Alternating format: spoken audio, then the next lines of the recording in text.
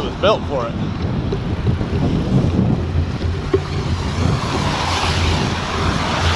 Might get a little bit of the wet ass though on this slushy stuff.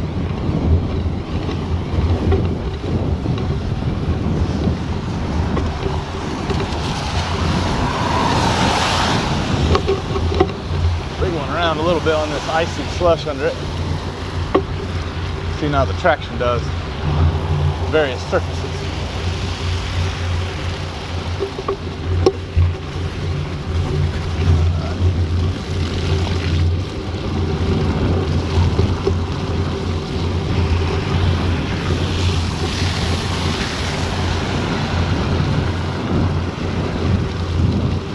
And if I had any other one of my bikes out here, I could ride, but I'd have to be a hell of a lot more choice with my lines. Be way more concerned with balance as I turn, wheels coming out from under me and such. But GT Ricochet Plus I just picked up this week on a kick-ass 50% off clearance price at Dick's. I wasn't even planning to buy one, but came in just in time for this snow. This is definitely elected to my new #1 winter bike status. If it's anything but dry out. Total distance half a mile. Average speed 7.9 miles per hour. Trek all over town like this.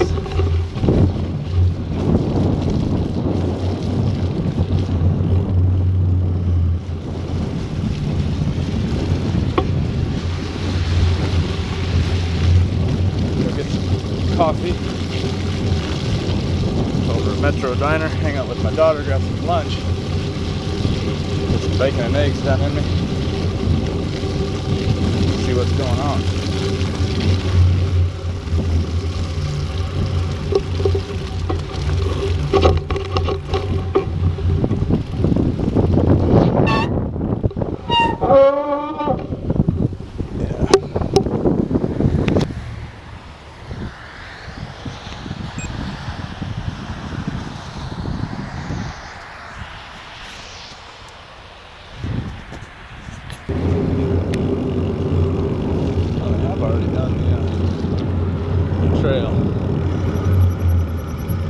Good on you, Plainfield Public Works. I was actually wanting to ride it pre-plowing. Just have to go find something that didn't plow yet. It's a little unplowed trail back there, going into the neighborhood.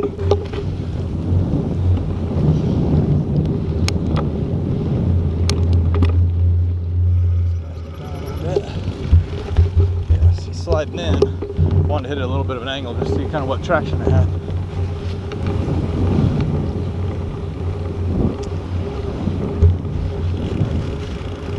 See the track that I made on the way in.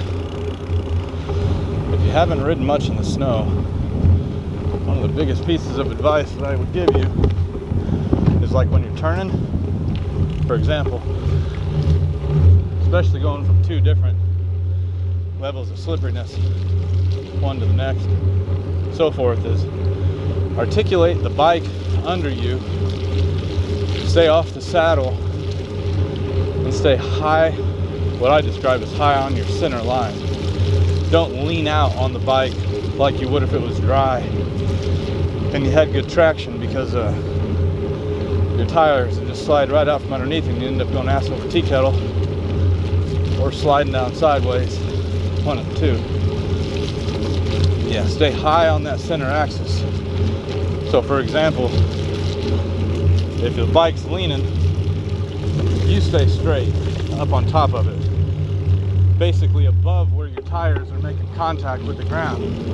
Don't lean with the bike. But that's just my 2 cents. Break off to the left up here and maybe to the right. Let's see which way we want to go. Got one fella walking up there. Exactly what he's got going on. He's kind of slip sliding around. Maybe he's testing his foot traction out or something.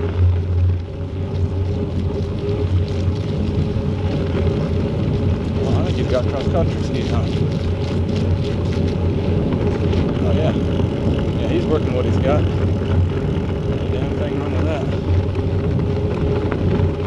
Not getting much snow this winter, so you gotta do what you can.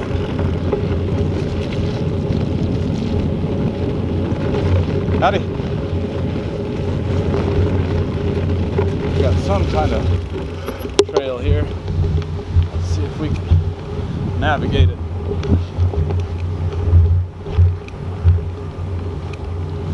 Yeah, this got some nice cover. This doubles as a sidewalk when there's no snow.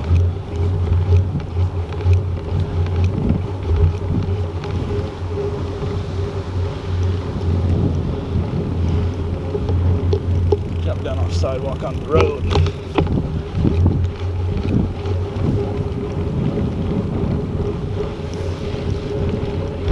What we're working with.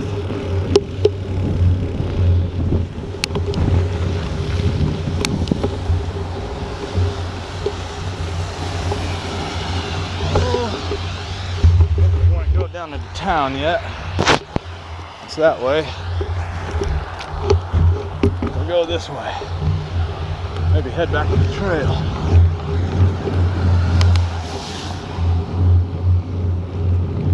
I'll tell you what, the fella at Dick's, you get a lot of complaining from folks about the bike situation at the big box stores, Dick's and so forth, because they have a lot of bike deals, but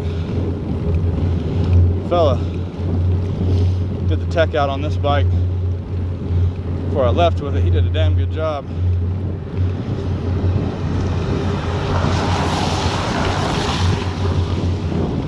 I mean, there's a few things you could brush up, but dude shifts well. Don't really have any complaints. The thing is about snow on a bike as is with a car. You want to stay moving if you can. I mean, barely moving. You can still generally keep enough traction and inertia to keep going.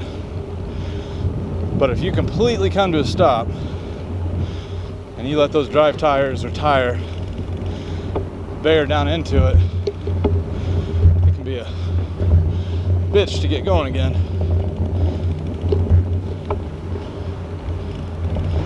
Better take it slow and easy. Be careful. I think it's important to have a good balance, literally, of course, but figuratively as well. I think the average adult, especially as they start getting on the other side of 40, they tend to be less and less adventurous. And then sometimes you can have an overcompensation to that, where people just go a little stewy. They get little balls to the wall and start doing all kinds of crazy shit. Which, don't get me wrong, you can do, and you got the freedom to do that. But you know, if you're a working adult, you've got partner, husband, wife, boyfriend, girlfriend, children depending on you, you can't be out there snapping up all your bones all the time and getting all fucked up. Hospital bills, time away from things, and this is the biggest thing. When you're having fun, and that's how your fitness should be centered around, I believe. Because really doing anything is better than sitting on your ass. So find something you like to do, whether that's like my dude earlier, cross-country skiing down the side of a trail, biking, running, walking, riding a skateboard, riding a scooter, anything, playing on the monkey bars, whatever the situation is. Have fun. And if you catch injuries, well, that can screw up your fun. So, you know, try not to do that. Alright, got some deep action here. Obviously, you're gonna, pick up some bumps and bruises along the way, but if you can avoid major injuries and disruptions. Oh, like I just did there. Had I come in a lot more hot, I would have busted my ass.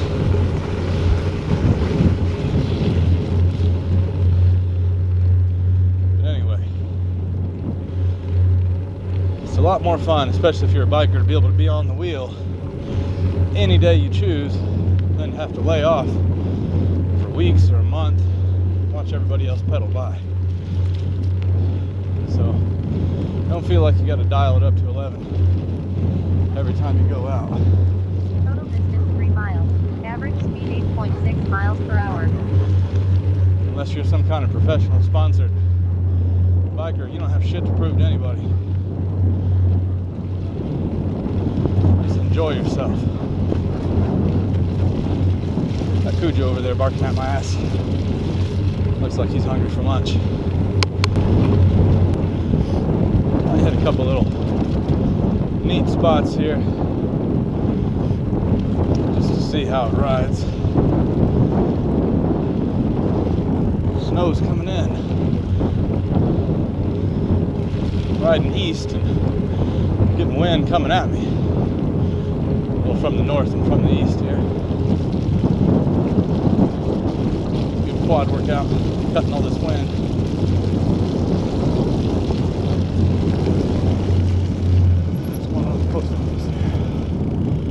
Closed. So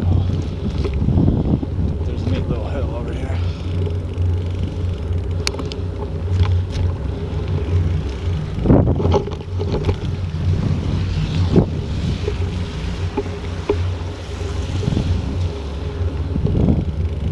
Not a hill, but you know, for this area, a hill.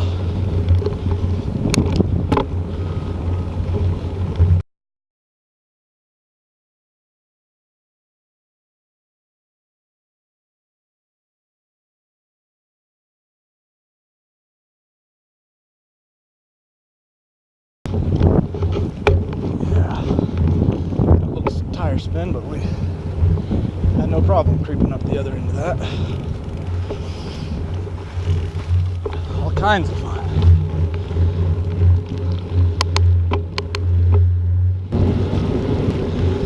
I found thus far, after about 3 5 mile or 5 mile plus rides in the last few days on this bike,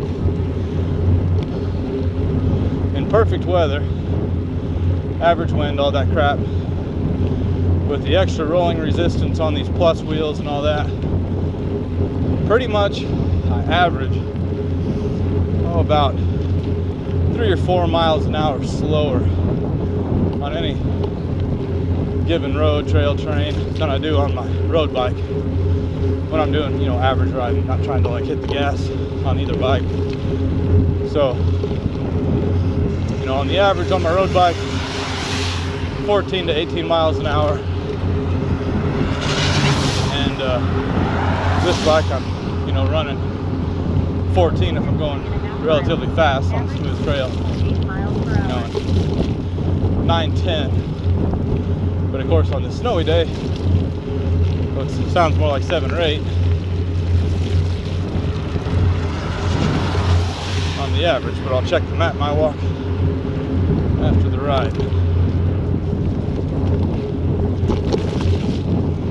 I'm anxious to just see how this Garmin does with a little snow on the lens, or not the lens, but the front cover, and avoid this extra wetness here.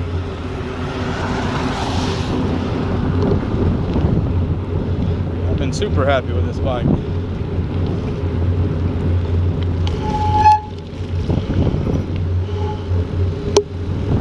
Feel the disc brakes squeaking with wetness, but they're still stopping very well.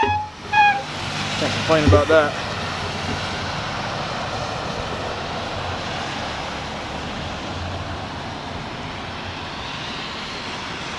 It's Highway 40 / Washington Street in Indianapolis / Main Street in Plainfield / the National Highway. If I take a right, go to California. I take a left, go to whatever state it ends up in over there. Can't remember off the top of my head. Basically, you can pick the Atlantic or Pacific Ocean on this road right here with a coin flip and a lot of hitchhiking.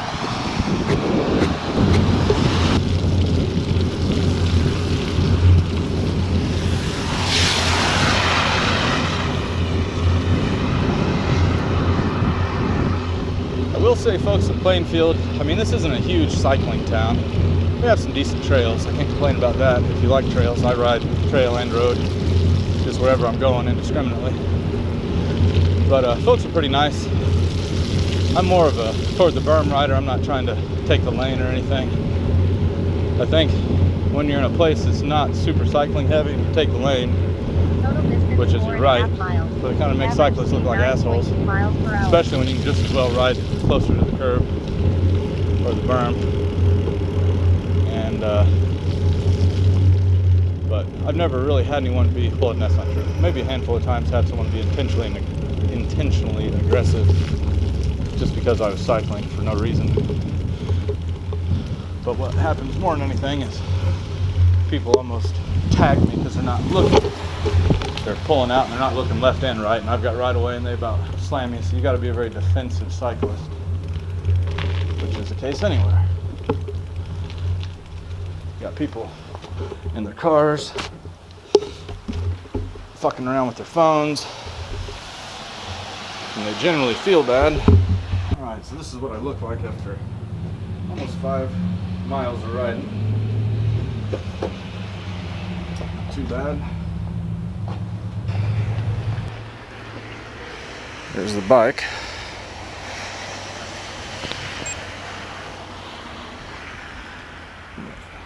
Some snow on the tires. Nothing really all caked up or anything in the disc brakes. Everything's stopping well.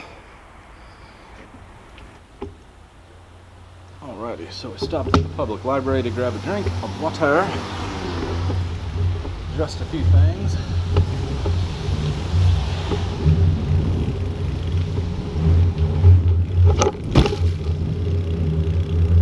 Sidewalk. So, in conclusion,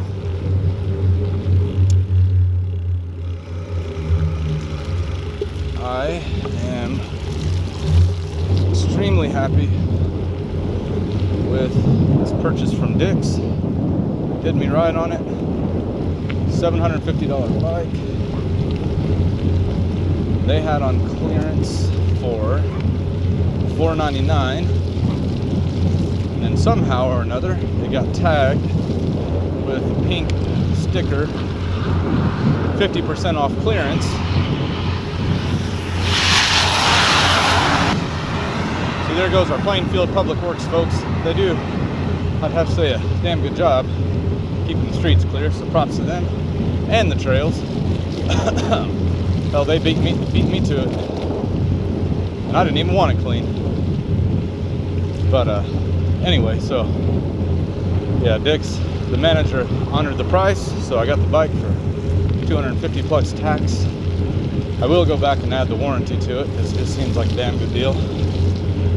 I didn't know if I'd keep it or pass it on, but once I started riding this GT Ricochet Plus around, it felt extremely natural from the get-go. You know, sometimes if you get on a bike, it takes a little getting used to. It's got maybe not bad, but weird geometry compared to what you're used to riding, or weight distribution, handlebar positioning, whatever. This son of a bitch pretty well fit me like a glove.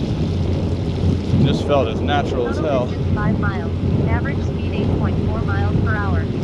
And hell, it wasn't set up to me specifically or anything like that, but it just felt good.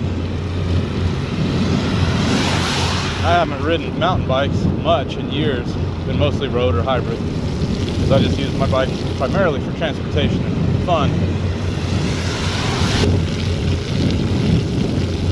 One thing that is a little irritating is when people have plenty of room to pass you and they just don't when you're on a bike. It's like, going around, dude. I'm good. I'm not gonna end it all and put it in your fucking grill or anything.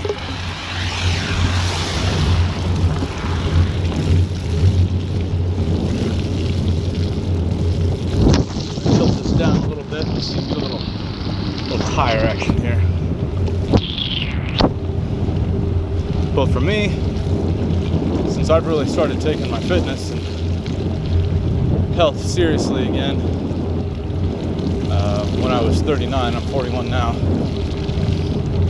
my number one rule was anytime you can walk, bike, or run instead of drive, do it. That's been my rule the whole time. It's made more difference than anything, and that's still what I do. 365,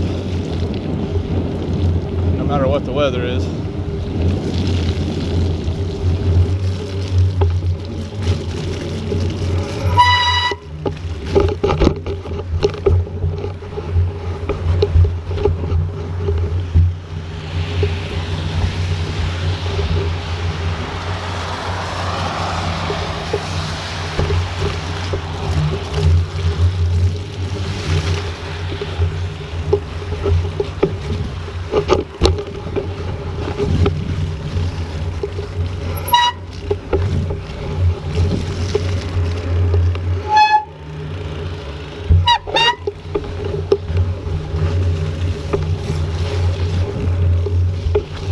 Brakes get squeaky when you're wet, but they still do their job just as well. Well, maybe not just as well, but pretty damn close. Tires are gripping up pretty well. Plus with it.